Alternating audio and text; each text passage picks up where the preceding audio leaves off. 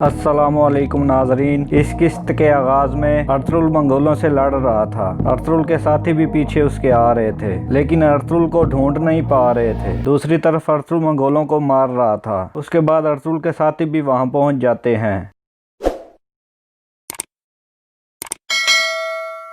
नोयान कहता है तुम्हें हर कदम पे मेरा सामना करना पड़ेगा। ये कहकर नोयान भाग जाता है। अर्तुगरुल भी उसके पीछे चला जाता है। बुआज कहता है गुंदुगदू और आइमा खतून अजरुम चले गए हैं। गुंजागुल कहती है उसका बाजू कैसा है। बुआज कहता है उसका बाजू ठीक नहीं है। बुआज कहता है अर्तुगरुल बेजानतीन की सरहद पे जाना चाहता है, लेकिन कबीले के दूसरे लोग आहलत जाना चाहते हैं। अर्तुगरुल कहता है मैं वालिदा और हलीमा सुल्तान को कैसे बताऊंगा। तुर्गत कहता है भाई आप परेशान मत हो। दोआन कहता है हमने कितनी मुसीबतों से सामना किया है भाई, इस मुसीबत का भी सामना करेंगे इंशाल्लाह। अर्तुगरुल कहता है नोयान जानता था दुंदार और शहीद आ रहे हैं। उसके पास मौका था, लेकिन उसने दोनों को नहीं मारा। इसका ये मतलब है कि वो कुछ और चाहता है। गोंजागुल कहती है अर्तुगरुल आपकी इजाजत के बगैर हिजरत नहीं कर सकता। सादुद्दीन कहता है तुम रियासत के कवानीन को बहुत जानती हो। इस वक्त अर्तुगरुल दोनों कबीलों का हीरो है, लेकिन अब वक्त आ गया कि अर्तुगरुल हारने का मजा चखे। उसे अपने भाइयों का सामना करना पड़ेगा। अगर मैंने उसके भाइयों के दरमियान इख्तलाफात पैदा कर दिए तो